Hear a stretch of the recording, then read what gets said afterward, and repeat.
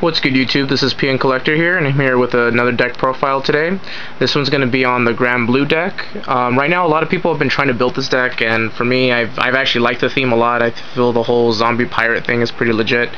It's actually really fun to play. A lot of the, the cool concepts that I can do by bringing stuff back from the discard pile is really fun. I really like the art a lot too. Anybody that really knows me, I'm a big fan of One Piece, so any of this stuff like pirate stuff is pretty funny to play with, especially how exaggerated it is. But overall, I'm a big fan of how the deck plays out. This is my own personal version about it, so I'll go ahead and get straight into the deck, and that way you guys can get your own little opinions about it. For the initial starter, play Captain Nightmist. I feel that him being able to mill and get straight forward into the cards that you need into your discard pile, setting up for the Cositises that I play, help it with the initial setup. He's really good. A lot of people would prefer the other Zero starter that you can look at the top 5 and get another grade 3, but I personally feel that this is a lot better because I can manipulate what I'm going to do with the deck.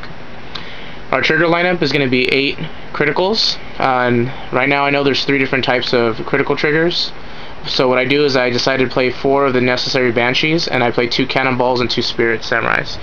Reason being is because they help a lot more by having a diverse trigger lineup. That's just how I've always felt about it, that it's able to manipulate how many I have, and I know how many I have, and my opponent will pretty much know what I have if he doesn't see my other triggers right away. 4 draw triggers and 4 of the heal triggers. Now, most people wonder of why I don't play stands in here. The stand triggers I like to an extent. I do know that if you're playing more of like a Thanatos control build, that you're really trying to hit your opponent's Vanguard and then being able to sack it and reuse it, I don't really feel the stand triggers do that much for it. Especially the one with the effect. I don't feel like it does enough for the deck like it should, because you always have to write a grade 3 and that space behind the Vanguard always has to be open. So I personally feel that doesn't do well enough, and I felt that my hand has always been usually depleted by playing this deck because of all the discard fodder and that you'll use, and I feel that the draw trigger helps make up for a lot of that lackluster part about the deck. Before on to the grade 1s, I play 4 of the Gus Jins, 4 Dandy Romanos, 3 Deadly Spirits, and 2 Dragon Spirits.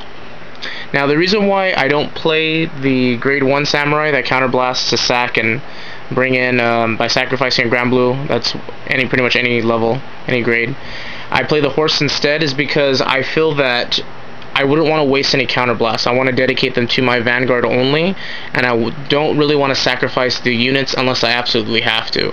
So using Deadly Spirit kind of helps with the fact that I don't have to waste counterblasting, and that's why I only play the 3 of. I don't play any of the grade 2 of it for Deadly Swordsman. I don't use that one, and I don't use Captain Nightmist because I don't like any of the counterblasting. I also feel Nightmist is a little too small, and again, I don't want to sacrifice any more units unless it's absolutely necessary for myself. Now onto my another reason why I also play is the grade 2.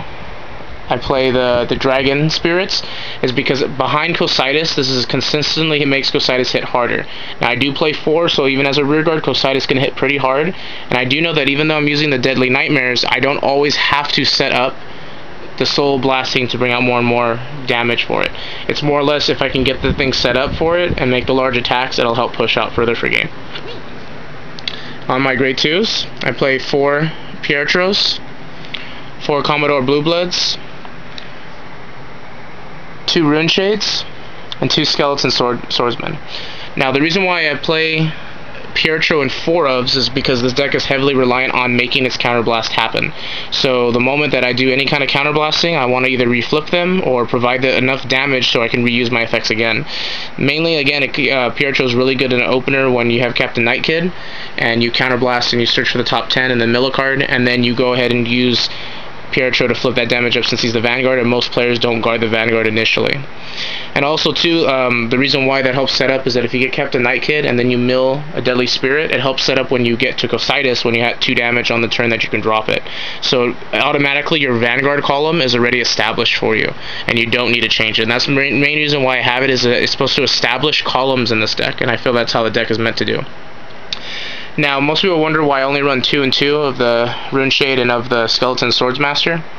The reason why I only play 2 Rune Shade is I like the fact that it can hit for the 11k Vanguards by itself.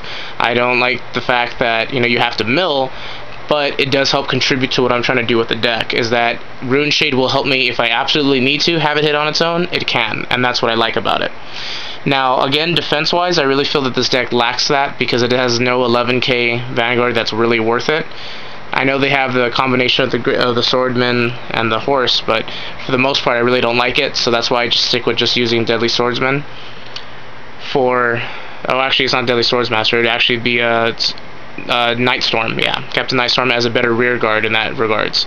So that's why I feel that having more grade 2s at 12 in this one helps mediate a lot of the issues that I have, because I can constantly keep reviving them and keep blocking, and these guys being 10k interceptors really does make a huge difference for it. Now onto my grade 3s. I play 2 Deathseeker Thanatos, 2 Master Swordsman Nightstorms, and 4 Cocytus.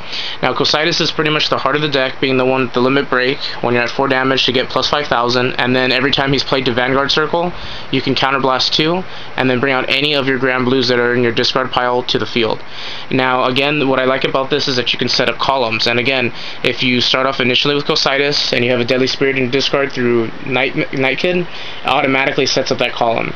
Now another thing I like about it too is when you have Deadly Swordmaster with the Deadly Nightstorm, I'm sorry, if you have him in play and you have a Dandy Romano behind him, that's a 20k column, and that column's already established. So if anything happens to either one of those creatures, you can just play another Cocytus and set up that column again, and that's what I really like about it, is that it's that applied pressure that the rear guards need to do too, not just with your Vanguard as well. Now, I play 2 Thanatos, the fact that Thanatos it's kind of keeping to the core of the deck, where reviving creatures and that. And as a rearguard is the only way that he's really, really good, but he helps set up the rearguard columns and putting more pressure to your opponent. I know he works better in the stand versions, but I personally just like him in here because it makes up for little problems you might have in the deck and stuff like that.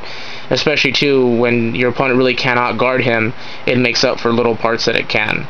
And that's the reason why I like playing it. I mean, I know that you can't do another one into itself, but I've done where I've had it boosted, hit a unit, and then afterwards tag itself out, and then I'll bring in one of the Rune Shade or a Skeleton Swordsman just to help set up either defense or set up attack, depending on your preference. Usually you won't go for Pietro Commodore just because they're too generic. Usually you go with these two if your opponent hasn't hit any triggers, and judging basically on how you want to set up the board. So that's why I personally like it, especially if you need to go into another Swordsmaster play too, because him being 1200 when he attacks the Vanguard is very crucial in the fact that the deck applies pressure. And you do have 8 criticals, so it's not hard to set up that combo and help set up these columns, because in retrospect, that's why I don't really care for the Deadly Spirit as much, Deadly Spirit Nightmare in that, is because they're only 7Ks and don't help with the pressure column, because really the only time that Spirit is okay or Nightmare is okay if they're behind the Vanguard. My rearguard areas, I pretty much want it dedicated with Romaro, with any of the grade 2s or the grade 3s, because that way it's at its maximum capacity that could do damage. Because the 7k booster behind Deadly, pretty much either any of the Deadly Swordmasters, any of them, or even Nightstorm, don't really do that much damage for anybody. I know it's irrelevant when it comes in next to Thanatos, because he can have a 7k or 8k and still be the same.